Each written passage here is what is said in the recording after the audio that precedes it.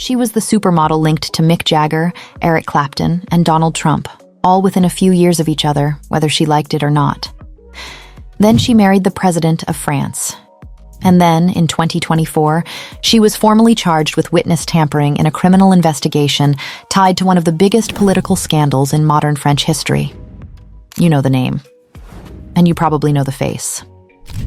But what you don't know is how one woman managed to be the most talked about person in every room she ever walked into. And why, despite all of it, she always seemed to be the one in control.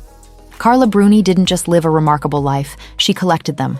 Model, singer, first lady, defendant.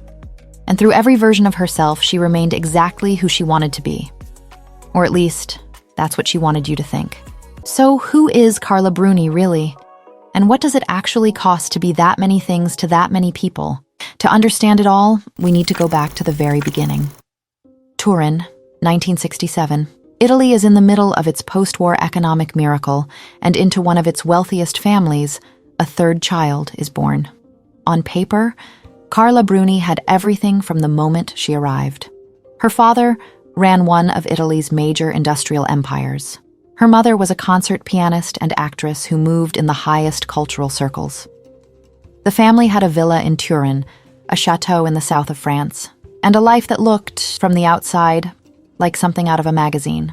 But even the most perfect-looking lives have things hidden inside them. The man who raised Carla was not her biological father. Her real father was Maurizio Remmert, a classical guitarist who had been her mother's lover for years while she was still married. Carla didn't find out until she was an adult, and when she eventually spoke about it publicly, in an interview with Vanity Fair, she did so with a calm that suggested she had long since made her peace with it. But it was the first crack in the image, the first sign that the life Carla Bruni presented to the world and the life she actually lived were two very different things. And then there was something else the family carried, which was fear. In 1975, when Carla was just 7 years old, the family left Turin almost overnight, not for opportunity, not for adventure, but for survival. The Brigate Rosse, the Red Brigades, were in the middle of a campaign of kidnappings and assassinations targeting Italy's wealthy industrial class, and the Bruni Tedeschi family was exactly the kind of name on their list. They moved to Paris, surrounded by bodyguards, and they never really went back. Carla grew up in exile, in luxury, in a city that wasn't hers, carrying a secret about who she really was, in a family that had learned the hard way that nothing in life is as permanent as it looks. That kind of childhood does something to a person. It teaches you that the ground can shift without warning, that the life you're living can be taken away, and that the only real security is the kind you build entirely by yourself. Carla spent her teenage years moving between Paris and Switzerland, attending elite finishing schools and later studying architecture and art in Paris. By all accounts, she was genuinely brilliant, curious, well-read, intellectually restless in a way that didn't quite fit the world she had been born into.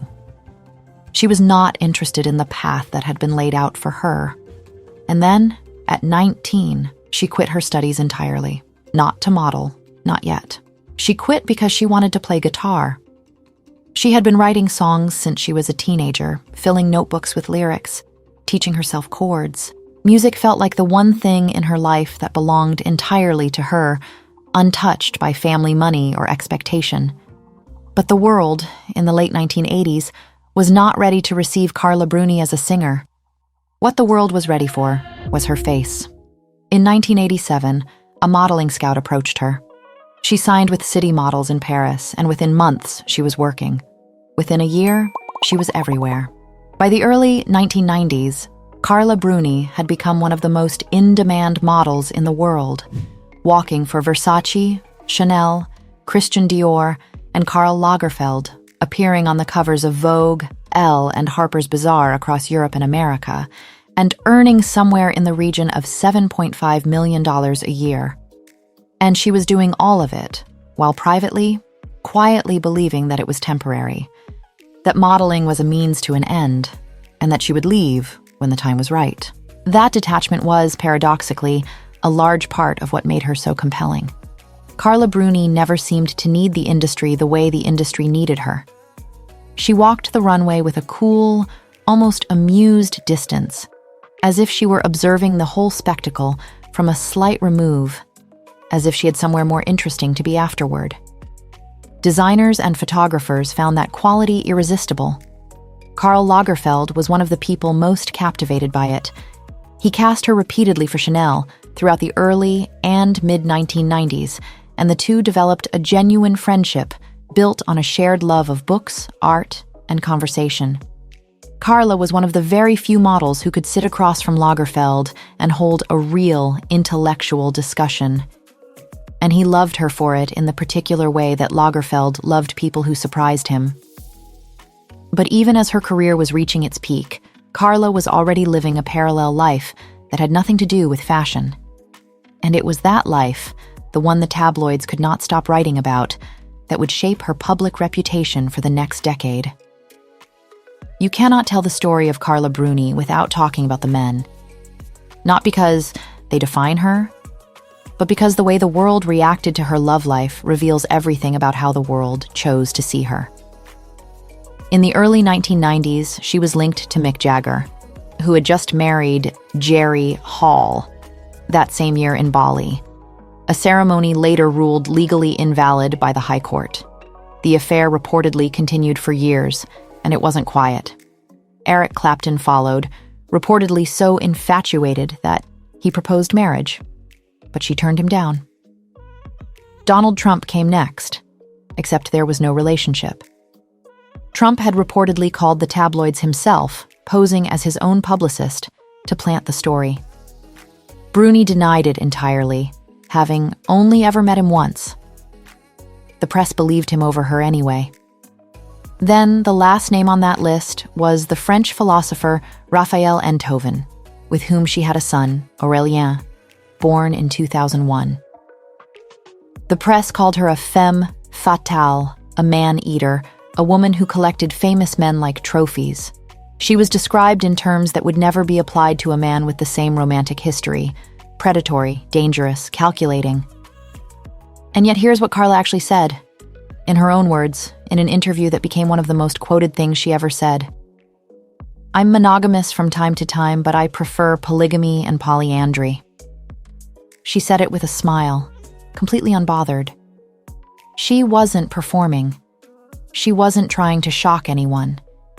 She was simply telling the truth about who she was in a decade when women were not supposed to talk that way.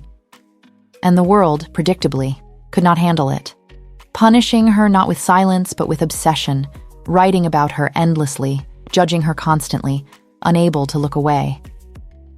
Which, if you think about it, was exactly the kind of attention she had never asked for and never seemed to particularly need.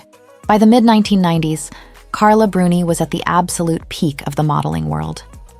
She had walked for every major house, appeared in every major magazine, and earned more in a single year than most people earn in a lifetime. And then, in the late 1990s, she did something that almost no one at her level of success ever does willingly. She stopped. Not dramatically. Not with a farewell show or a press release. She simply began to step back, taking fewer bookings, turning down campaigns, letting the momentum slow. She had always said that modeling was temporary, and she had meant it. In 2002, she released her first album, Quelqu'un m'a dit, Someone Told Me. It was quiet, acoustic, melancholic, the kind of record that had nothing to do with the glossy world she had just walked away from. You know, I had such a strong image coming from modeling that I had to try to cut it off, and to show something of myself that had nothing to do with makeup and with being glamorous.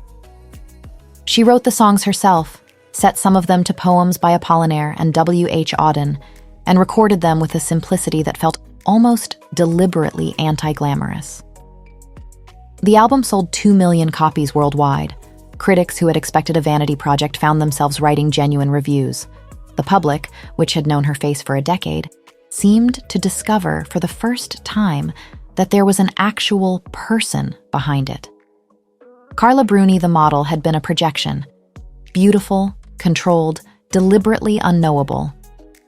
Carla Bruni, the singer, was something else entirely. Vulnerable, literary, and surprisingly real. She followed it with 3 more albums over the next decade, each one received with serious critical attention. She performed in concert halls and small theaters, without the entourage, without the production. For the first time in her adult life, she was being seen entirely on her own terms. And then, she met Nicolas Sarkozy. In November 2007, Carla Bruni was introduced to Nicolas Sarkozy at a dinner party hosted by a mutual friend. Sarkozy had been elected president of France 6 months earlier and had just separated from his second wife, Cecilia, in a divorce that had been front-page news across France. Within weeks of meeting Carla, the two were photographed together at Disneyland Paris, an image so surreal it seemed almost too strange to be real. They married in February 2008, just 3 months after their first meeting. France was stunned. The world was fascinated. Here was the President of the Republic marrying a former supermodel with one of the most talked about romantic histories in Europe, in a ceremony so private that most of the country found out about it from the evening news. Overnight, Carla Bruni became the First Lady of France. And overnight, everything she had spent years carefully building, the music, the privacy, the distance from the kind of fame she had never wanted, was consumed by a role she had never auditioned for. You know, everybody sees you only like a first lady, as if you did nothing before, right? She handled it the way she handled everything, with a composed, slightly amused detachment that made it impossible to tell whether she was entirely fine or quietly furious. She dressed impeccably, French designers only, a deliberate choice to honor the country she now represented. She accompanied Sarkozy on state visits across Europe and America, stood next to Michelle Obama and Queen Elizabeth, attended G8 summits. She was photographed constantly, analyzed constantly, criticized constantly, and through all of it she maintained the same expression she had worn on 1,000 runways, present, composed, and giving nothing away. She had spent 20 years deciding exactly how the world would see her. And then, the moment she became First Lady, that control was gone. On the eve of her first state visit to Britain, a nude photograph from her modeling days was timed deliberately, auctioned at Christie's in New York, for $91,000, 30 times the expected price, splashed across every front page. A clothing company printed another image on 10,000 shopping bags and distributed them across Europe without her permission. She was furious, but she never showed it. She stepped off the plane in a dove-gray Dior suit and pillbox hat. And just like that, the scandal was forgotten. She sued the clothing company and won. Ryanair ran an advertisement using a photograph of her and Sarkozy with the caption, "With Ryanair, all my family can come to my wedding." She sued and won that too. As she herself put it, marrying him is very rock and roll. Being able to change your life from one day to the next, that's truly rock and roll. She was not, it turned out, a woman who let things go. Sarkozy's presidency ended in 2012, and Carla stepped back from the public role she had never entirely embraced. She returned to music, released new work, and resumed the quieter life she had been building before the presidency interrupted it. But leaving the Élysée Palace didn't mean leaving his troubles behind. The investigations had been building for years: corruption, illegal campaign financing, influence peddling, and now there was nothing left to shield him. In 2021, he became the first former French president to receive a custodial sentence, 3 years, 2 suspended. He appealed, but it didn't matter. The cases just kept coming. And then, in July 2024, Carla Bruni was drawn in directly. French prosecutors formally charged her with witness tampering in connection with the investigation into alleged illegal campaign financing from Muammar Gaddafi's Libya. She was accused of attempting to influence a key witness in the case. She denied the allegations entirely. She was placed under formal judicial supervision, meaning she could not leave France without permission and was required to report regularly to the authorities. It was an extraordinary turn for a woman who had spent her entire adult life maintaining control over her own story. The woman who had walked away from modeling on her own terms, built a music career on her own terms, and navigated the most scrutinized role in French public life on her own terms, was now a defendant. And her fate was tied, once again, to a man. Today, Carla Bruni is 58 years old, still making music, still in the press, and still dealing with a criminal case that isn't going away anytime soon. She has been a supermodel, a singer, a first lady, and now a defendant. And through all of it, she has never really seemed like someone who lost control of where she was going. Whether that's admirable or just a very convincing performance is something only she knows. What do you think? Let me know in the comments. Thank you for watching, and I'll see you in the next one.